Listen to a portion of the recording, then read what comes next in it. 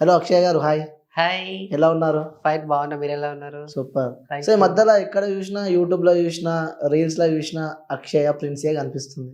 అవునా? సో ఇన్ని రోజులు ఎక్కడ పోయింది అక్షయ ప్రిన్స్? ఈ మధ్యలో ఎందుకు అట్లా? హా, ఎందుకంటే ఇన్ని రోజులు నన్ను నా పేరెంట్స్ నన్ను యాక్సెప్ట్ చేయలేదు. ఐ థింక్ ఒక 1.5 ఇయర్ అవుతుంది అనుకుంటా యాక్సెప్ట్ చేసి. ఓకే. సో అందుకే కెమెరా ముందుకు, మీడియా ముందుకు వచ్చేసా. ఏంటి అసలు అక్షయ ప్రిన్స్ గారు ఇలా ట్రాన్స్జెండర్గా మారడానికి రీజన్? రీజన్ అని ఏముంది అంటే నా ఈ బర్త్ నుంచి నాకు కొంచెం జెనెటిక్ లోపం వల్ల సో అబ్బాయిగా ఉండి అబ్బాయి లక్షణాలు కాకుండా అబ్బాయిగా ఉండి అమ్మాయి లక్షణాలు, ఆ ఫీలింగ్స్, ఎమోషన్స్, సొసైటీ కామెంట్స్, దానివల్ల నేను నా జెండర్ని చేంజ్ చేసుకోవాల్సి వచ్చింది. సో ఎప్పుడు ఎప్పుడు జరిగింది ఇదంతా? 2017లో. 2017 అప్పుడు మీరు Yes. చదువుతున్నారా లేకుంటే ఏంటి అప్పుడు? అప్పటికి నాది ఇంటర్మీడియట్ కంప్లీట్ చేసేసా. అంటే ముందు నుంచే ఇలా ఉండేదా లేకుంటే ఏంటి అర్థం కాదు. ముందు నుంచి అంటే ఎప్పుడైతే మనకు ఒక ఏజ్ స్టార్ట్ అవుతుందో మ్మ్. అప్పుడు తెలిసిపోద్ది అనమాట. మ్మ్. యాక్చువల్గా అది మేము ఫస్ట్ మమ్మల్ని సొసైటీ పాయింట్ అవుట్ చేస్తుంది. నా ఓకే. పక్కన ఉన్న పిల్లలు కానీ, నా ఇంటి పక్కన ఉన్న మనుషులు కానీ, వాళ్ళు ఫస్ట్ నన్ను పాయింట్ అవుట్ చేసి నువ్వు ఇది ఇది ఇది నువ్వు ఇలా నడుస్తున్నావు, అలా నడుస్తున్నావు, అలా మాట్లాడుతున్నావు, ఇలా మాట్లాడుతున్నావు అని చెప్పి నాకు ఇంకా ఒక ట్యాగ్ వేసేస్తారనమాట. మ్మ్. చెక్క, పాయింట్, తేడా, మాడ, ఆడంగి ఇలాంటి గొప్ప గొప్ప పేర్లన్నీ నాకే ఇచ్చిందనమాట ఈ సమాజం. సో ఆ టైంలో అన్ని పేర్లు మిమ్మల్ని అంటుండే, వాళ్ళు అంటుంటే మీరు ఎలా ఫీల్ అయ్యేటోళ్ళు అప్పుడు? ఎస్, ఇప్పుడు నేను కెమెరా ముందుకు వచ్చి నేను నవ్వుతూ మాట్లాడుతున్నా కానీ అప్పుడు నేను భరించలేకపోయాను. నేను ఒక అబ్బాయిగా ఉండి అమ్మాయి ఫీలింగ్స్తో బాధపడుతూ, ఒకటి నా ఫీలింగ్స్తో బాధపడాలి, రెండోది ఈ సొసైటీ నుంచి నేను బాధపడాలి. సో ఆ రెండు నేను బ్యాలెన్స్ చేయలేక ఎప్పుడైతే నాకు ఇంటర్మీడియట్ కంప్లీట్ అయిందో అప్పుడు నేను సూసైడ్ వరకు కూడా వెళ్ళిపోయాను. నేను ఓ. హాస్పిటల్ 11 days నేను కొట్టుమిట్టాడి కొన్ని ప్రాణాలతో బయటపడ్డా. ఎందుకు సూసైడ్ చేసుకోవడానికి? ఎందుకంటే నాకు ఏజ్ పెరిగే కొద్దీ నా ఫీలింగ్స్ అనేటివి ఎక్కువైపోతున్నాయి. నాకు ఒక అబ్బాయిగా ఉండి అమ్మాయి కావాల్సిన కోరిక పోయి, ఒక అబ్బాయిగా ఉండి నాకు అబ్బాయి కావాలనే కోరిక నాకు మొదలైపోయింది అనమాట. అవును. సో దానివల్ల ఎవరికి చెప్పుకోవాలో అర్థం కాలేదు. క్లాస్మేట్స్ అందరు నన్ను రాగింగ్ చేయడము ఇవన్నీ తట్టుకోలేకపోయాను నేను. మ్మ్. సో ప్రతిరోజు నేను ఏడ్చేదన్నమాట. వీళ్ళు ఇలా ఎందుకంటున్నారు, ఇలా ఎందుకంటున్నారు, ఏ దేవుడికి చెప్తే నా బాధ తీరుతుంది, ఏ హాస్పిటల్కి వెళ్తే నాకు నాకు నా ఫీలింగ్స్ అనేవి ఇట్లా కాకుండా ఇలా ఉందని చెప్పి ఏ డాక్టర్ నాకు చెప్తాడని చెప్పి చాలా ఏడ్చేదన్నమాట. మ్మ్. సో అట్లా సో సూసైడ్ దాకా వెళ్ళారు. సో తర్వాత నెక్స్ట్ మీరు ఇలా కావడానికి కారణం, మెయిన్ స్టెప్ ఏంటి? సో నేను ఎప్పుడైతే యూట్యూబ్లో నేను చంద్రముఖి మమ్మీ అని ఉంటుంది. సో తను నాకు మమ్మీ అవుతుంది అనమాట. సో అంటే ఈ కమ్యూనిటీలోకి వచ్చిన తర్వాత నాకు మమ్మీ అవుతుంది తను. ఓకే. సో అప్పుడు తన యూట్యూబ్లో తన వీడియోస్ చూసిన తర్వాత నాకు ధైర్యం వచ్చేసింది అనమాట. అసలు నేను ఎందుకు చావాలి, నేను అందరిలాగా ఎందుకు తప్పేమైనా చేయలేదు కదా, నేను అందరు పుట్టినట్లు నేను పుట్టాను. ఒక ఎడ్డోడో గుడ్డోడో లేకపోతే ఇంకేదో అయినా ఉంటే నన్ను యాక్సెప్ట్ చేసేవాళ్ళేమో. కానీ నేను ఇప్పుడు ఇలా ఉన్నా కాబట్టి నన్ను యాక్సెప్ట్ చేయట్లేదు ఈ సమాజం. కనీసం నేను కూర్చునే క్లాస్లో కూడా నన్ను నా పక్కన కూర్చోడానికి ఇష్టపడట్లేదు. సో అంత తప్పు నేను ఏం చేశాను? అందరిలాగా నేను పుట్టాను, అలాంటప్పుడు నేను తప్పు చేశాను అనేది నాకు చాలా బాధ అనిపించింది అన్నమాట. సో దానివల్ల ఎప్పుడైతే నేను చంద్రముఖి మమ్మీ యూట్యూబ్లో తన ఇంటర్వ్యూస్ చూసానో, తన మాట్లాడే విధానం కానీ నాకు అంతా అంటే చంద్రముఖి గారిని చూసుకొని ఇన్స్పైర్ అయినారు. Yes. సో మీ ఇంట్లో ఏ విధంగా ఉండేది? అంటే వాళ్ళకి పుట్టారు కదా పాటు, బయట సమాజాన్ని వదిలిపెట్టేసాను, మీ ఇంట్లో ఏ విధంగా ఉండేది? సో ఇంట్లో ఏం ఉండేదంటే చిన్నప్పటి నుంచి నన్ను వాళ్ళు చూసి ఉన్నారు కాబట్టి వాళ్ళకు పెద్దగా అది ఇది తేడా అని అనిపించేది కాదు. పక్కా చెప్తాను నేను, నా ఇంట్లో మటుకు అది నా పర్సనల్గా చెప్తున్నా. కొన్ని సందర్భాల్లో వాళ్ళు కూడా అనేవాళ్ళు, అరే నువ్వు ఇలా అంటున్నావురా అని చెప్పి కొంచెం నవ్వేవాళ్ళు అన్నమాట. అలా చెప్తుంటే కానీ నాకు అంత అప్పుడు బాధ అనిపించేది కాదు. సో అట్లా ఇంట్లో నన్ను మంచిగా అందరు మంచిగా చూస్తున్నారు. అంటే రోడ్ పైన వెళ్తేప్పుడు చాలా మంది మిమ్మల్ని డిఫరెంట్ టైప్స్ ఆఫ్ పేరుతో పిలుస్తారు కదా. సో అది మీ ఇంట్లో వాళ్ళు విని ఫీల్ అయ్యి నేను కొట్టిన రోజులు, తిట్టిన రోజులు అలాంటివి ఏమన్నా? అది ఎప్పుడు అంటే మా అన్న ఎప్పుడైతే బయట ఉంటాడో కానీ, బయట తిరుగుతాడు కాబట్టి పెద్దగా నేను మా ఫ్రెండ్స్ దగ్గర కానీ ఎక్కడ వెళ్ళకుంటే, స్కూల్కి వెళ్ళానా ఇంటికి వచ్చానా, కాలేజ్కి వెళ్ళానా ఇంటికి వచ్చానా, ఇంట్లోనే కూర్చోవడం, ఇంకా బయటికి వెళ్ళేది లేదు. బయటికి వెళ్తే ఎవడు ఎలాంటి సెటర్ నా పైన వేసాడనే భయంతో సో నేను ఇంట్లోనే కూర్చునేది అనమాట. సో మీ ఇంట్లో ఎటువంటి ఎటువంటి ఫోర్స్ ఏం లేదన్నమాట. సో లేదు. మీరు కొట్టడం కానీ తిట్టడం కానీ. లేదు. సో మీ ఇంట్లో ఎంతమంది first of all, me parents, మీరు, అన్నదమ్ములు కానీ సిబ్లింగ్స్ ఎంతమంది? నాకు ఇద్దరు అన్నయ్యలు. ఓకే. నేను థర్డ్ పర్సన్. నా తర్వాత నా చెల్లి ఉంది. ఒక పెద్ద ఫ్యామిలీ మీది. Yes. మీ అన్న వాళ్ళతో ఎలా ఉండే మీకు రిలేషన్? అన్న వాళ్ళు నన్ను బాగా చూసుకునేవాళ్ళు. అన్నారు బాగానే. అన్న వాళ్ళు ఏ రోజు అన్న మిమ్మల్ని ఇలా చేస్తున్నావు ఏంట్రా అది ఇలా అని కొట్టడం కానీ లేదు. కామన్ గా జరుగుతాయి కదా ఇవి, ఒక ఏ అబ్బాయి రోజు బయటికి నన్ను అది నా పర్సనల్ గా మాత్రం నా పేరెంట్స్ నన్ను ఎప్పుడు కానీ నన్ను కొట్టడం అట్లాంటివి చెయ్యలేదన్నమాట. సో వీడు ఇంతే, ఇలాగే ఉంటాడు, మన యాటిట్యూడ్ అంతే అని చెప్పి లైట్ తీసుకునేవాళ్ళు. కానీ ఎప్పుడైతే మా అన్న గేమ్స్ ఆడడానికి బయటికి వాళ్ళ ఫ్రెండ్స్తో గిట్ట వెళ్ళినప్పుడు వానికి మీ తమ్ముడు అలా ఇలా ఇలా అని చెప్పి కొన్ని కామెంట్స్ తీసుకోలేకపోయేవాడు మా అన్న కూడా. కానీ నన్ను ఏ రోజు కూడా నన్ను బాధ పెట్టిన రోజునైతే లేదు. సో మీరు ఈ లైఫ్ స్టార్ట్ చేసిన తర్వాత, సో అదే చంద్రముఖి గారిని చూసుకొని ఇన్స్పైర్ చేసి ఈ లైఫ్ స్టార్ట్ చేసిన తర్వాత, సో ఫస్ట్ మీరు ఎక్కడికి వెళ్ళారు? అంటే ఇంట్లో చెప్పే మీరు బయటికి వెళ్ళారా? నేను ఇంట్లో చెప్పి బయటికి వెళ్ళలేదు. ఎప్పుడైతే నాది ఇంటర్మీడియట్ కంప్లీట్ అయిందో అప్పుడు నేను ఒక చిన్న జాబ్ చేసేది అన్నమాట.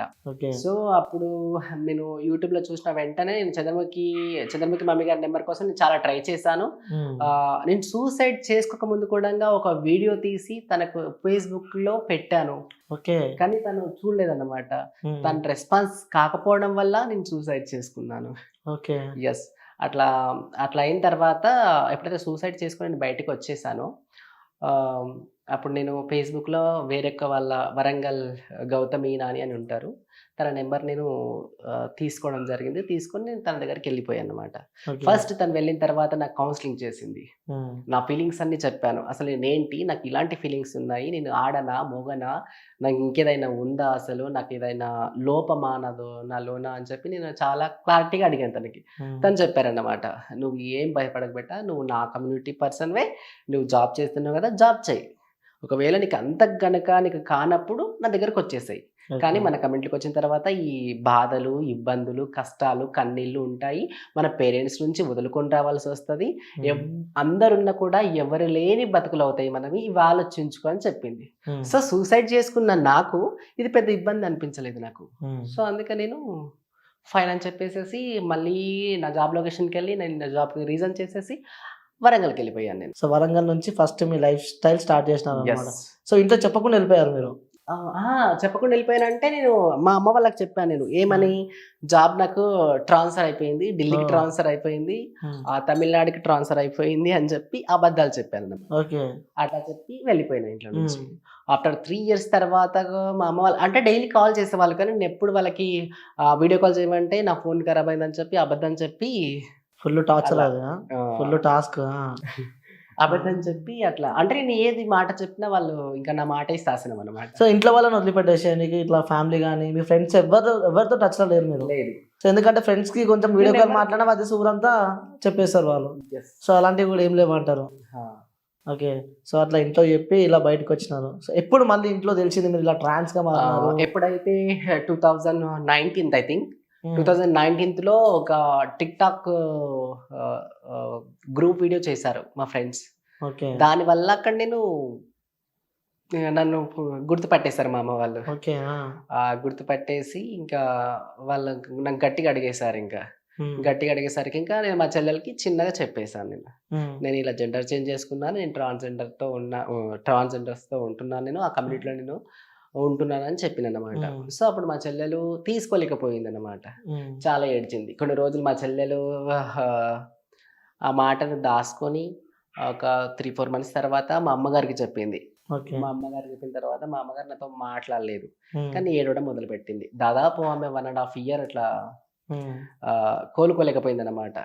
ఇప్పుడు అందరికీ తెలిసిపోయింది. ఒక టిక్ టాక్ లో వీడియోకి వచ్చేసరికి నా క్లాస్మేట్స్ కానీ మా ఊర్లో కానీ అందరికి ఇట్లా ఇది ఇట్లా అంట, ఇది ఇట్లా అంట, వీడు ఇట్లా అంట అని చెప్పి తెలిసిపోయేసరికి వాళ్ళు ఇంటి చుట్టుపక్కల వాళ్ళు కానీ తెలిసిన వాళ్ళు కానీ వాళ్ళు క్వశ్చన్ వేసేసరికి నా ఫ్యామిలీ తీసుకోలేకపోయింది అనమాట. ఎస్పెషల్లీ మా అన్న తీసుకోలేకపోయాడు, ఎందుకంటే తను బయట తిరుగుతుంది కాబట్టి వాడు అసలు తీసుకోలేకపోయాడు. ఇంకా ధూమ్ధామ్ నాకు గట్టిగా కోటింగ్ ఇచ్చాడు అనమాట. నీకు ఇట్లా ఏం చేస్తావు, అలా ఏం చేస్తావు, నేను చంపేస్తా, మా పరువు పోయింది, ప్రతిష్టలు పోయాయి, మేము ఎలా ఉన్నాము, ఎలా బతికాము, నువ్వు ఇలా ఎందుకు అయ్యావు, ఏమొచ్చింది నీకు అని చెప్పి చాలా గట్టిగా చేశాడు. అయితే నేను ఎప్పుడైతే సూసైడ్ చేసుకున్నానో అంతకు ముందు నేను ఇంటర్మీడియట్లో నుంచి డైరీ రాసి అలవాటు అనమాట నాకు. ఆ డైరీలో నీకు అంటే నా ఫీలింగ్స్ ఏంటి, ఆ రోజు నేను ఎట్లా బాధపడుతున్నాను అనేది ప్రతి ఒక్కటి నేను రాసి పెట్టుకున్నాను అనమాట. సో అప్పుడు మా చెల్లెలకి చెప్పాను, నేను ఒకసారి ఒకసారి నా మీద మీకు నమ్మకం లేకపోతే కనుక ఒకసారి ఆ డైరీ ఓపెన్ చేసి చూడండి, అప్పుడు తెలుస్తుందని నేను చెప్పిన. అప్పుడు ఇంకా మా చెల్లెలంతా చదివేసేసింది. అప్పుడు కొంచెం కూల్ అయ్యారు. డైరీ కాపాడింది మిమ్మల్ని. అట్లా అయిన తర్వాత ఇంకా మా అన్నగాడు అయినా యాక్సెప్ట్ చేయలేదు తను. ఓకే. నన్ను అసలు యాక్సెప్ట్ చేయలేదు. ఇంటికి వెళ్ళాలంటే భయం వేసింది నాకు. ఒకటి మా అమ్మని చూడాలని ఆశ నాకు. నాకు వాళ్ళ ఇంటి దగ్గర ఇక్కడ వెళ్ళి ఉండాలని ఆశ లేదు, కానీ మా అమ్మ ఉంది కదా, మా అమ్మని చూడాలని ఆశ అనమాట. మా అమ్మని చూడాలని ఆశ ఉన్నా మా అన్న భయానికి వెళ్ళలేకుంటే అనమాట. ఎప్పుడైతే కొన్ని రోజుల తర్వాత మా అన్న నాకు తనంతట తను కాల్ చేసి నన్ను ఇంకా ఫస్ట్ ఏడ్చాడు, చాలా ఏడ్చాడు అనమాట. ఇట్లా అయిపోయావు అట్లా అయిపోయావు అని చెప్పి ఏడ్చాడు. ఇంకేం చేస్తా, నేను ఎక్కడ ఉన్నా హ్యాపీగా ఉన్నా. నేను సూసైడ్ చేసుకుని ఒకవేళ చనిపోయి ఉంటే దాదాపు ఒక సంవత్సరం అంటే ఏడ్చేవాళ్ళేమో, లేకపోతే 5 months ఏడ్చి నన్ను మర్చిపోయేవాళ్ళు. కానీ నేను ఇప్పుడు నాకు నచ్చిన లైఫ్ ను నేను లీడ్ చేస్తున్నా. సో నాకు నచ్చినట్లు నేను ఉంటున్నా. సమాజం పక్కింటోడు ఏమంటున్నాడు, ఎదురింటోడు ఏమంటున్నాడు, ప్రతివాడు వచ్చి మనకు ఫుడ్ పెట్టట్లేదు. మా కష్టం ఏదో కష్టం పడుతున్నాము అంతే. వాళ్ళ మాటలకు నువ్వు బాధపడాల్సిన పనే లేదు. అట్లా అయితేనే నేను ఇంటికి వస్తా, లేకపోతే ఇంటికి రానని చెప్పిన. అయిన భయంతోనే ఇంటికి వెళ్ళినా నేను. ఇంటికి వెళ్ళినా. Okay, super. ఇంటికి వెళ్ళిన తర్వాత ఇంకా అందరు ఏడ్చారు. ఇంకా ప్రశ్నలు వరచు నన్ను కూర్చొని పెట్టేసి ఇంకా అటు నుంచి ఇటు నుంచి గట్టిగా ఇచ్చినారు. గట్టిగా. ఓకే, పర్సనల్ లైఫ్ వదిలి పెడితే నెక్స్ట్ మన పాయింట్కి వద్దాం. ఇంతకుముందు మీరు ఒక స్టేట్మెంట్ ఇచ్చినారు, అంటే నేను చూసాను అనమాట. సో ట్రాన్స్జెండర్ లైఫ్ ఎక్స్ తోనే స్టార్ట్ అవుతుంది అని చెప్పి. సో ఏంటిది అసలు, అది మనకు అర్థం కాదు. అది ఖచ్చితంగా ఎప్పుడైతే మనకు టీనేజ్ వస్తుందో అప్పుడు ఆటోమేటిక్గా మనకు మన బాడీలో ఫీలింగ్స్ అనేవి ఇంక్రీజ్ అయిపోతాయి అన్నమాట. ఇప్పుడు ఒక అబ్బాయి కంప్లీట్ ఒక ప్యూర్ అబ్బాయి అయితే కనుక అమ్మాయి మీద ఖచ్చితంగా ఫీలింగ్స్ కలగాలి. అదే అమ్మాయి అయితే అబ్బాయి మీద ఫీలింగ్ కలగాలి. కానీ నేను అబ్బాయి రూపంలో ఉన్న అమ్మాయిని. సో నాకు ఒక అబ్బాయి, నాకు నచ్చిన అబ్బాయిని, నాకు కళ్ళకు నచ్చిన అబ్బాయిని చూసిన వెంటనే నాకు ఫీలింగ్ కలిగేది అనమాట. ఆహా, అబ్బాయితో తిరగాలి, ఆ అబ్బాయితో ఉండాలి, ఆ అబ్బాయి నాకు హస్బెండ్ అయితే బాగుండు, దేవుడు నాకు ప్రత్యక్షమై ఒక వరం ఇస్తే బాగుండు, కంప్లీట్ ఒక్కసారి నా అమ్మాయి అయిపోవాలి, తనకు ఒక భార్యను అయిపోవాలి అనే ఫీలింగ్ కలిగేది అనమాట. సో అట్లా. సో దానివల్ల అక్కడ మేము ప్రవర్తించే ప్రవర్తన ఒక స్త్రీ లెక్క ఉంటుంది కాబట్టి ఆటోమేటిక్గా ఎవరో ఒక అబ్బాయి ఖచ్చితంగా మమ్మల్ని గోకేసాడు అన్నమాట. సో అప్పుడు మేము పడిపోతాం అన్నమాట. సో మిమ్మల్ని కూడా గోకినారా? ఖచ్చితంగా కదా. ప్రతి ఒక్కరు అంతే అంటారు, ట్రాన్స్ లైఫ్ మొత్తం ఎక్స్ తోనే స్టార్ట్ అవుతుంది అనేది కంపల్సరీ. ఇప్పుడు అమ్మాయి అయినా అంతే, అబ్బాయి అయినా అంతే. ఇప్పుడు నేను ట్రాన్స్ అయినా కూడా అంతే. సో అలా మీ లైఫ్ స్టైల్ స్టార్ట్ అయ్యింది. సో ఈ ట్రాన్స్ లో డిఫరెంట్ టైప్స్ ఉంటారంట కదా? ట్రాన్స్ లో డిఫరెంట్ టైప్ అంటే ఇప్పుడు గేస్ కానీ, ట్రాన్స్ కానీ, జోగినీలు కానీ ఇలా డిఫరెంట్ ఉంటారంట కదా? జోగినీలు కూడా మా వాళ్ళే అవుతారు, ట్రాన్స్జెండర్స్ అంటే కూడా మా వాళ్ళే అవుతారు, గేస్ అంటే సపరేట్ ఉంటారు. సో మీ లైఫ్ స్టైల్ ఎలా ఉంటుంది? మీకు డైలీ అమౌంట్ కానీ ఇలా ఎలా వస్తుంది మీకు? అంటే మేము ఇంకేమున్నది, మాకైతే ఏ గవర్నమెంట్ మాకు ఏమీ ఇచ్చింది అయితే లేదు. ఎప్పుడైతే I think 2 months back Telangana government మాకు ఒక ట్రాన్స్జెండర్స్ కోసం ఒక బోర్డు ఫామ్ చేసింది. దాని వల్ల ఒక స్టెప్ బై స్టెప్ ఇప్పుడు యాక్షన్ అనేది మొదలు పెట్టిందని నేను అనుకుంటున్నాను. సో దాన్ని బట్టి తెలంగాణ గవర్నమెంట్ కు థ్యాంక్ యూ. ఇది అంటే ఎలాంటి యాక్షన్ అంటే మా పైన కావాల్సినవి మాకేంటి, మాకు ఆధార్ కార్డు కానీ, రేషన్ కార్డ్స్ కానీ, మాకు ఎలాంటి జాబ్స్ కానీ అలాంటివి ఒక్కొక్క స్టెప్ ఇప్పుడు వేస్తుందని నేను అనుకుంటున్నాను. ఇది ఎప్పుడైతే నాల్సా జడ్జిమెంట్ సుప్రీంకోర్టు తీర్పు ఇచ్చిందో ఆ జడ్జిమెంట్ ను ఇప్పటివరకు వాళ్ళు ఇంప్లిమెంట్ చేయలేదు అన్నమాట. ఎస్పెషల్లీ మన తెలంగాణ గవర్నమెంట్ చేయలేదు. కానీ ఇప్పుడు మరి ఏం తెలియదు, 2 months బ్యాక్ మాకు ఒక బోర్డు ఫామ్ చేశారు, మా పైన దృష్టి సాధించారని నేను అనుకుంటున్నాను. సో ఇంకా అది మీరు ఇప్పుడు ట్రాన్స్ గా మారున్నారు. సో రోడ్డు పైకి వెళ్తేప్పుడు కానీ, నైట్ టైమ్స్ లా కానీ, రోడ్ల పైన వెళ్ళేటప్పుడు చాలా మంది మిమ్మల్ని వేరే రకంగా చూస్తారు. సో అలాంటి టైంలో మీకు ఏమనిపిస్తుంది? ఒకవేళ సెక్స్ వర్క్ చేయాలనుకుంటే కనుక, సెక్స్ వర్క్ చేసే వాళ్ళకి కనుక అది హ్యాపీ అనిపిస్తుంది. అది ఎక్కడి వరకు హ్యాపీ అనిపిస్తుంది? అద్దులు మీరినంత వరకు. ఒక అబ్బాయిలా ప్రవర్తించి తనకు అంటే ఒక ట్రాన్స్జెండర్కి ఒకవేళ సెక్స్ వర్క్ చేసేదైతే కనుక తిని ఎంతవరకు ప్రవర్తించాలో తన దగ్గర అంతవరకే ప్రవర్తించాలి. హద్దు మీరు ప్రవర్తిస్తే ట్రాన్స్జెండర్ ఆదిశక్తి అయిపోద్ది అన్నమాట. అప్పుడు ఇంకా చెప్పలేము, ఇంకా అబ్బాయిలు ఏడిపిస్తారు, కొట్టిపోతా ఉంటారు, కొంగులాట్లు లాగుతాడు, జడబట్టి లాగేస్తాడు, బ్యాక్ పైన వేసిపోతా ఉంటారు, తల పైన కొట్టిపోతారు, ఇష్టరాజ్యంగా. అలాంటి టైంలో మీకు ఏమనిపిస్తుంది? ఇలాంటివి మీ లైఫ్ లో మీరు ఏమన్నా ఫేస్ చేశానంటే వరంగల్ నేను ఖచ్చితంగా చేశాను. ఎప్పుడైతే మాకు నైట్ టైంలో ట్రైన్కి వెళ్ళేది. సో నేను నా రూమ్ కాడ నుంచి నేను మా సిస్టర్ నేను ట్రైన్ ఎక్కడానికి వెళ్తున్నాము. ఎక్కడానికి వెళ్తున్న క్రమంలో అది ఐ థింక్ వాడు 2 o'clock అప్పుడు వెనక నుంచి 3 మెంబర్స్ బైక్ పైన వచ్చేసారు. నేను వెళ్తుంటే నాకు ఇక్కడ కొట్టేయడం వల్ల ఇది ఊడిపోయిందన్నమాట. సో అట్లా ఫస్ట్ టైం అది ఫేస్ చేశాను నేను. ఆ రోజు చాలా ఏడ్చాను నేను. బట్ ట్రాన్స్ అంటే ఓన్లీ ఫర్ సెక్స్ అని నడుస్తుంది బయట, మరి దాన్ని మీరు ఏమంటారు? ట్రాన్స్ అంటే సెక్స్ వర్కర్స్ లాగా సెక్స్కే పనికొస్తారు అని కొంతమంది అంటున్నారు. అది ఎందుకంటే మీరు ఎవరైతే కొందరు మా దగ్గరికి వస్తున్నారు కాబట్టి, సెక్స్ వర్కర్గా మమ్మల్ని చూస్తున్నారు కాబట్టి మేము సెక్స్ వర్కర్గా మారిపోతున్నాం. మీరు మా వెనకాల పడుతున్నారు కాబట్టి మేము లోపడుతున్నాము. అది మాకునంగా కొంచెం 10 రూపాయలు ఇస్తున్నాడు అంటే మాకు కూడా హ్యాపీ కదా. మేము బ్రతకాలంటే ఒకటి భిక్షాటనైనా చేయాలి, లేదా సెక్స్ వర్క్ అయినా చేయాలి. ఈ రెండు తప్ప మాకు వేరే మార్గాలు లేవు. అసలు ఎందుకు లేవా వేరే మార్గాలు ఎందుకు లేవు? మీరు అందరు కలిసి పోరాడితే మీకు అనుకున్న సాధించలేరా? ఎస్, పోరాడుతూనే ఉన్నాం. ఇంకా ఒకవేళ మీరు పోరాడుతున్న ప్రతిసారి మేము సుప్రీంకోర్టుకి వెళ్ళి హైకోర్టులకు వెళ్ళి మేము ఇచ్చే స్టేట్మెంట్స్ కానీ మేము ఇచ్చే కంప్లైంట్స్ కానీ మీరు ఎప్పుడైనా ఫోకస్ చేశారా? ఏ ఛానల్ వల్ల అయినా వచ్చి చేస్తున్నారా? చేయట్లేదు. సో అందుకే సమాజానికి పట్టింపు అవ్వదన్నమాట. వీళ్ళు ఓన్లీ కేవలం వీళ్ళు అడక తినేవాళ్ళు, సెక్స్ వర్క్ చేసేవాళ్ళు అనే ఒక ముద్ర వేశారు తప్ప మాకు ఇంకా మేము దేనికోసం పోరాడుతున్నాము, మాకు కావాల్సింది ఏంటి అనేది మేము ప్రతిరోజు పోయి కంప్లైంట్ పెట్టుకుంటున్నాం అనమాట. అంటే నేను కాదు, మా పైన ఉండే పెద్దవాళ్ళు అనమాట. ఎవరైతే మంచి మంచి చదువుకున్నారో వాళ్ళు మా కోసం మా గురించి పోరాడే వాళ్ళు చాలా మంది ఉన్నారన్నమాట. మీకు డైలీ ఎలా ఉంటే ఇప్పుడు భిక్షాటనకి వెళ్తారు, సో ఒక రోజు ఉంటది ఒక రోజు ఉండదు. సో నెక్స్ట్ ఆప్షన్ ఇలా ఏమి ఎంచుకుంటారు? నెక్స్ట్ ఆప్షన్ గా ఇంకేంది, ఒకటి భిక్షాటన లేదా సెక్స్ వర్క్. ఓకే, రెండు పక్కా అంటారు. సో చాలా మంది మరి మొత్తం భిక్షాట కన్నా ఎక్కువ ఇప్పుడు బయట ఎట్లుందంటే ఒక ట్రాన్స్ పోయింది అనుకో, సో తను సెక్స్ వర్కే తను జాబ్ చేసినా ఏం చేసినా ఒక డిఫరెంట్ మైండ్ సెట్ తో చూస్తారు. సో అలాంటి వాళ్ళ కోసం మీరు చెప్పాలంటే ఏం చెప్తాను? ఇంకా సొసైటీ మారాల్సింది సొసైటీ అని నేను చెప్తా. ఇప్పుడు ఒక మనిషిలాగా చూస్తుంటే, నన్ను కూడా ఒక మనిషిలాగా ఆదరించుంటే కనుక నేను ఇప్పుడు చీర కట్టుకొని మీ దగ్గర వచ్చి భిక్షాటన చేస్తూ చప్పట్టు కొట్టాల్సిన పరిస్థితి నాకెందుకు వచ్చింటుంటే, అరే నువ్వు చెక్క 5.5 అంటే నేను ఎవరికి అన్యాయం చేయలేను. కానీ నన్ను ఎందుకు నిందిస్తుంది సమాజం? నన్ను ఎందుకు యాక్సెప్ట్ చేయట్లేదు? నేను ఏ పాపం చేయలేను కదా. నేను ఎవరినైతే అందరిలాగా నేను మానభంగాలు చేసి, రేపులు చేసి, బీర్లు దాగి, సిగరెట్లు దాగి నేను ఇబ్బంది అయితే పెట్టట్లేదు కదా ఎవరిని. అలాంటప్పుడు నన్ను ఎందుకు యాక్సెప్ట్ చేయట్లేదు ఈ సమాజం? నన్ను యాక్సెప్ట్ చేస్తుంటే కనుక కనుక అందరితో ఒక స్త్రీకి కావాల్సిన హక్కులు, ఒక పురుషుడికి కావాల్సిన హక్కులు నాకుంటే కనుక నేను రోడ్ల పడాల్సిన పరిస్థితి నాకెందుకు వచ్చిండే? నేనెందుకు అడుగుతుంటే? ఇలాంటి ఎందుకు ఆలోచించారు సమాజం? ఇప్పుడు సెక్స్ వర్క్ చేస్తున్నారంటే అబ్బాయిలు మా దగ్గరకు వస్తారు కాబట్టి మా వాళ్ళు రోడ్ల పైన ఉంటున్నారు. మీరు మా దగ్గరకు రావడం వల్లే కదా మా వాళ్ళు రోడ్డు పైన ఉన్నారు. మీరు రాకపోతే మా వాళ్ళ రోడ్డు పైన మాకేం పని? మేము ఎందుకు ఉంటాం రోడ్ల పైన? అదే మరి మా వాళ్ళు పోయినప్పుడు మేము వాళ్ళ వద్దని చెప్తే అయిపోతారు కదా ఎవరు? అబ్బాయిలు. నాకు ఆప్షన్ ఏముంది? అదే మీ ఆప్షన్, అది మీకు డ్యూటీ అయిపోయింది. అది ఎలా డ్యూటీ అయిపోయింది అంటే ఇప్పుడు భిక్షాటన లేకుంటే మీ సెక్స్ వర్క్. సో మీరు ఒక ప్రొఫెషన్ లాగా వాడుతున్నారు దాన్ని. ప్రొఫెషన్ అబ్బాయి మీద చేసి తప్ప అంటున్నాను నేను. అది వృత్తి అయిపోయింది కదబ్బా. అత్యున్నత న్యాయస్థానం సుప్రీంకోర్టే సెక్స్ వర్క్ ఒక వృత్తి అంటే ఇప్పుడు మీరు ఒప్పుకుంటున్నారు? అయితే బరాబర్ ఒప్పుకుంటారు. నా కమిటీ తరఫు ఇప్పుడు నా పర్సనల్ కాకుండా నా కమిటీ కోసం మాట్లాడుతున్నాను నేను. కంపల్సరీ ఒప్పుకుంటాను నేను, పక్క. అంతేందుకు ఇప్పుడు కాల్ బాయ్స్ అని చెప్పున్నారు, కాల్ గర్ల్స్ అని చెప్పున్నారు. ఇప్పుడు ట్రాన్స్ అంటే ఏమైంది?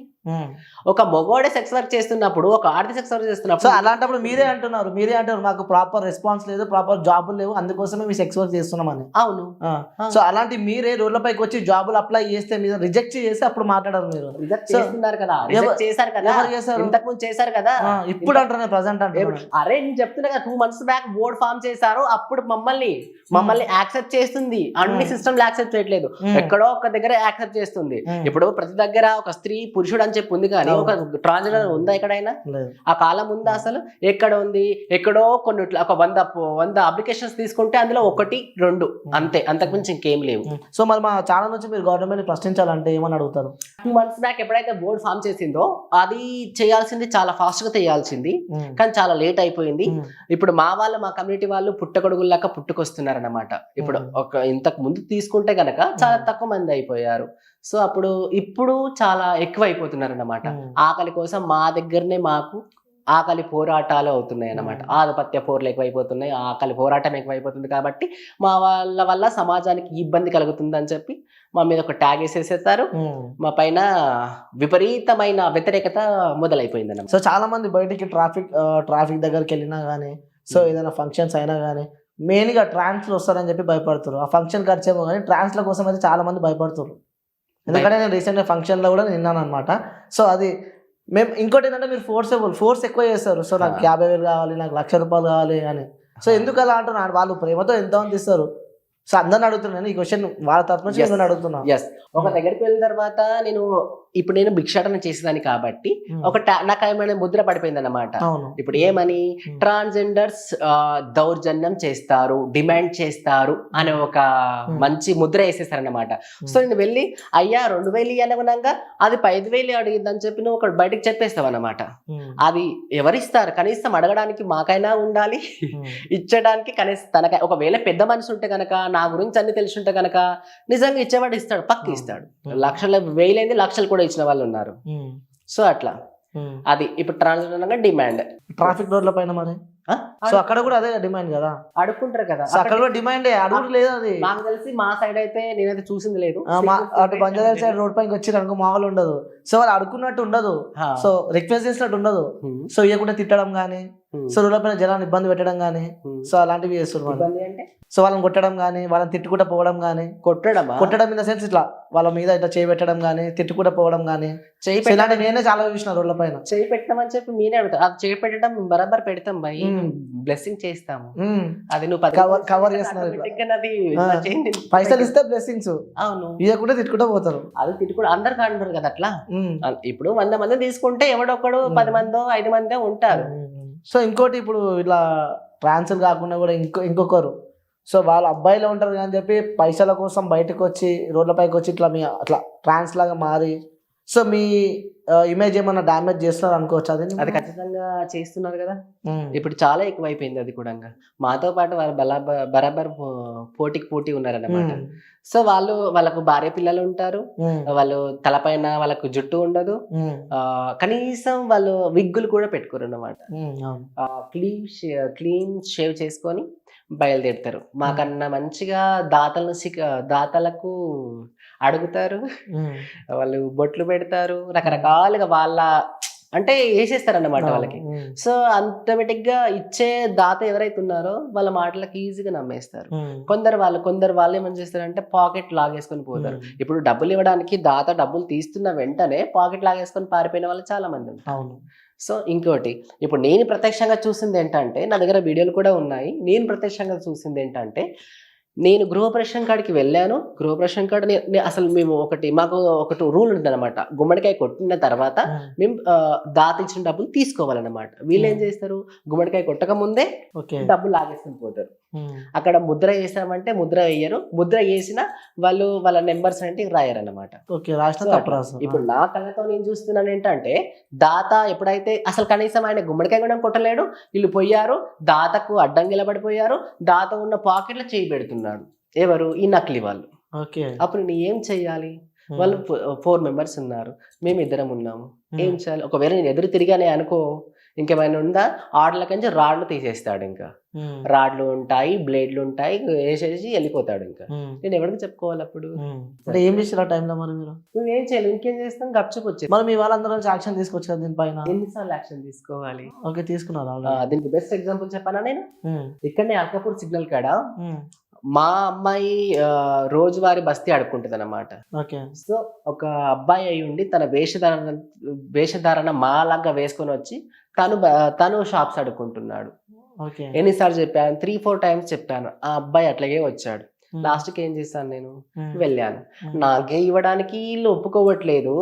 ఆ 10 మాటలు తిడుతున్నారు, 10 రూపాయలు ఇస్తున్నారు, నేనే తంటాల పడుతున్నా, నాకు పోటీగా నువ్వెందుకురా నాయన అని చెప్పి నేను గోల పెట్టుకున్నా. ఇప్పుడు వారికి అందరికి చూపించాలి కదా. ఇప్పుడు నా పరువు ప్రతి ఒక్కరు ట్రాన్స్జెండర్ ఇబ్బంది పెడుతున్నారు అన్నప్పుడు ఈ నకిలీ వాడిని ఇవ్వడానికి ఈ సమాజానికి చూపించాలి కదా నేను. అలాంటప్పుడు ఏం చేశాను నేను, నువ్వు మగోడివా, ఆడదానివా, లేకపోతే ఇంకేమైనా నువ్వు కరెక్ట్ చెప్పని చెప్పి నేను రోడ్లు ఇలా పెట్టాను. నేను అప్పుడు ఏం చెప్పాడు, ఒక పోలీస్ వచ్చాడు. ఏంటి నీ దాదాగిరి, అసలు ఇక్కడ ఏం చేస్తున్నావు, చట్టాన్ని చేతులకు నువ్వు ఎట్లా తీసుకుంటావు, ఏంటి న్యూసెన్స్? ఎస్ నన్ను అన్నాడు. సార్ నేను ట్రాన్స్జెండర్ని, నేను రోజు భిక్షాటన ఇదే బస్తీలో అడుక్కుంటాను, కానీ తను వచ్చి నాకు పోటీ కడుతుంది, తను అసలు మా ట్రాన్స్జెండర్ కాదు, తను ఒక అబ్బాయి అని చెప్పాను. వాడి బతుకు వాడిది, నీ బతుకు నీది, నువ్వెవరు చెప్పడానికి, నువ్వెట్లా జడ్జి చేస్తావు వాడి కోసం అని చెప్పి నన్ను క్వశ్చన్ వేసాడు అన్నమాట. అప్పుడు నాకేముంది ఇంకా, ఏముంది, అవును. ఇంకేం చెప్పలేదు. సో మీ వాళ్ళకి చెప్పి కానీ అందరు కలిసి వెళ్ళి మాట్లాడడం కానీ ఇలాంటివి ఏం చెప్పాను, అప్పటి వరకు ఎదిరించాను, తిట్టాను, పోయాడు ఇంకా. ఈ సమాజాన్ని వదిలిపెట్టేసినారు, ఇక వచ్చేటోళ్ళు రాని పోయేటోళ్ళు పోనీ అనుకుంటా. అట్లా సో ఇప్పుడు ఎలా ఉంది life? Not bad, not bad. ఎలా నడుస్తుంది day by day life? Critical గానే ఉంది. రీసెంట్గా మేము విన్నాము ఒక మూవీలో కూడా మీరు యాక్ట్ చేస్తున్నారు అని చెప్పి తెలిసింది మాకు. సో మరి ఎంతవరకు షూట్ జరుగుతుంది? షూట్ జరుగుతుంది. ఎస్. సో డైలీ టైంలో ఏం చేస్తుంటే మీరు కూడా బిగ్ షాట్ అన్నాను నేను.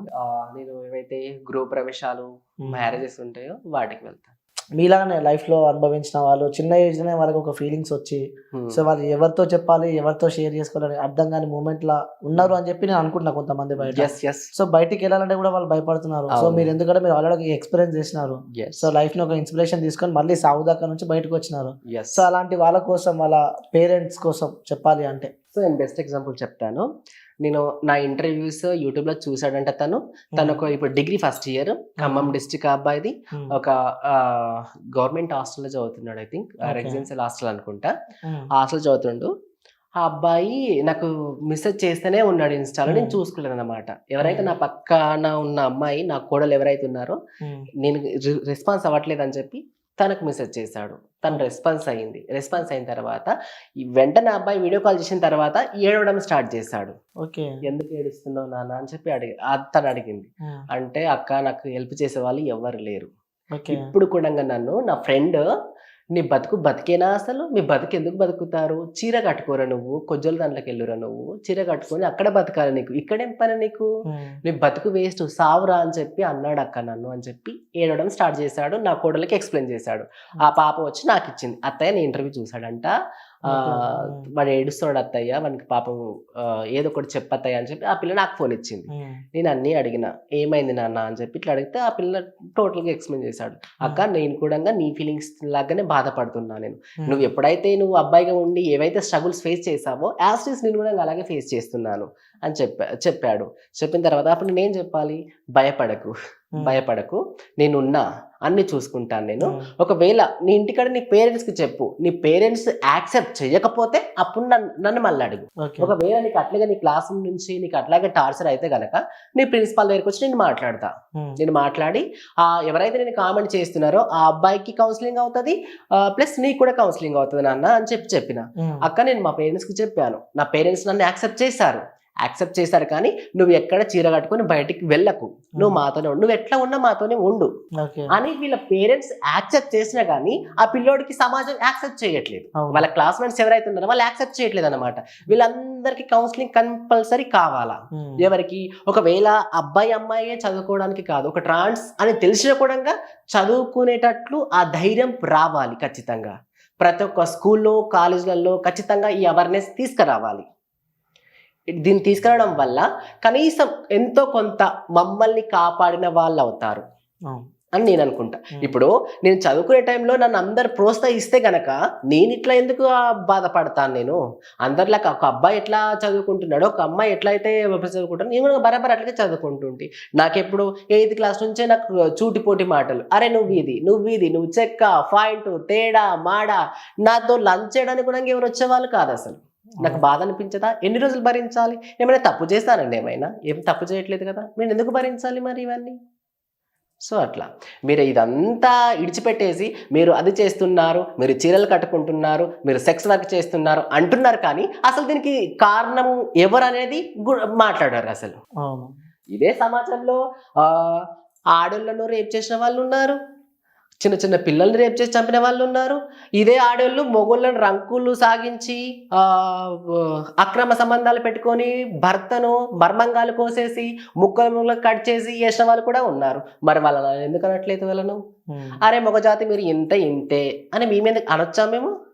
అంటే అర్థం ఉంటుందా అసలు? ఒకవేళ ఊరుకుంటారా? అదే స్త్రీని అనొచ్చా? అనకూడదు కదా. ఇప్పుడు నన్ను ఎందుకు అంటున్నారు మరి?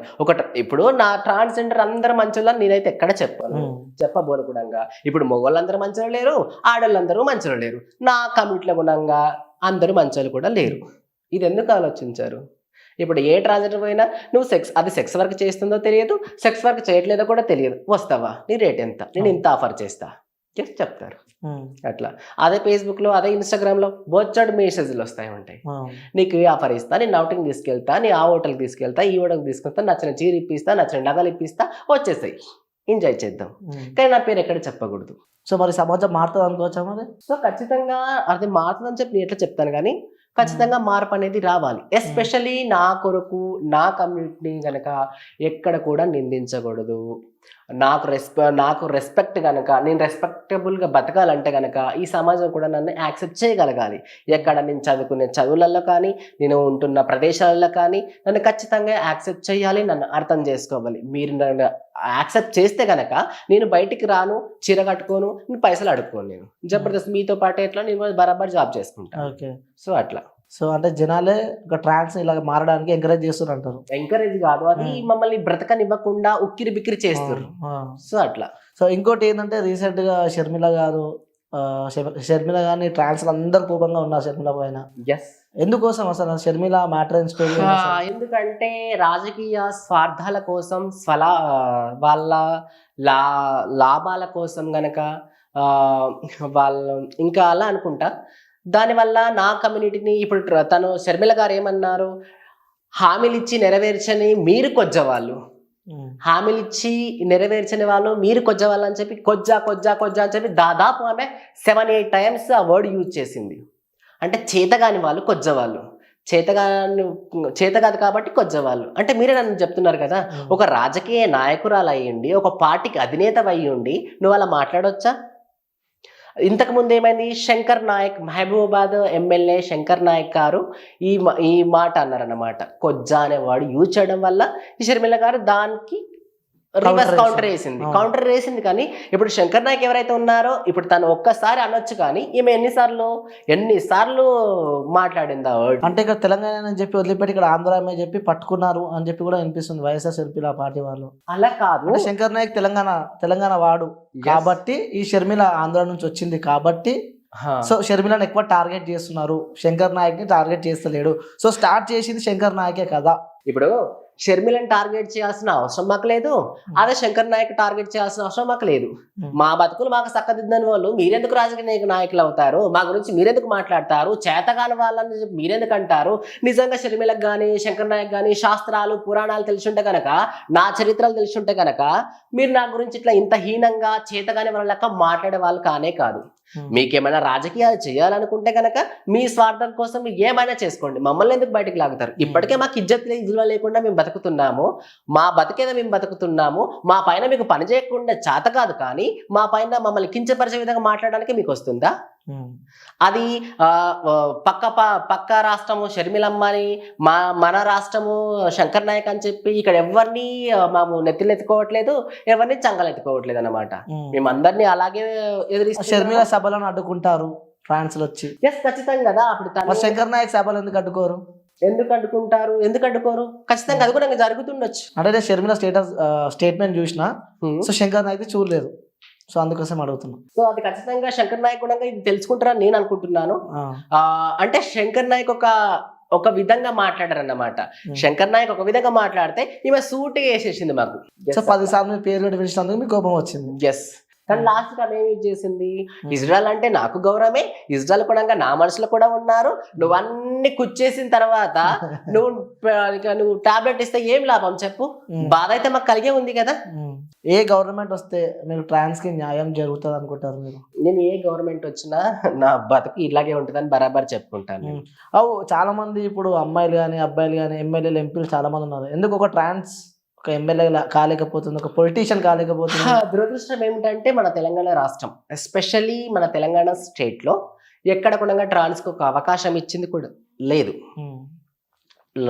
లాస్ట్ ఎన్నికల్లో చంద్రముఖి మమ్మీకి ఎక్కడ గోష్ మహల్ నుంచి ఎమ్మెల్యే టికెట్ ఇచ్చారు, కానీ అక్కడ గుణంగా అనుకున్నంత స్థాయికి తను వెళ్ళలేకపోయింది. సో అలా ఉందంటారు. నా రైట్స్ నాకు ఇవ్వని ఈ గవర్నమెంట్ నాకు ఈ దాంట్లో రాజకీయాల్లోకి నాకు స్థానం ఇస్తా అని చెప్పి నేను ఎట్లా అనుకుంటా? చివరిగా మీ ట్రాన్స్ వాళ్ళ గురించి మా ఛానల్ వాళ్ళకి చెప్పాలి అంటే ఏం చెప్తారు?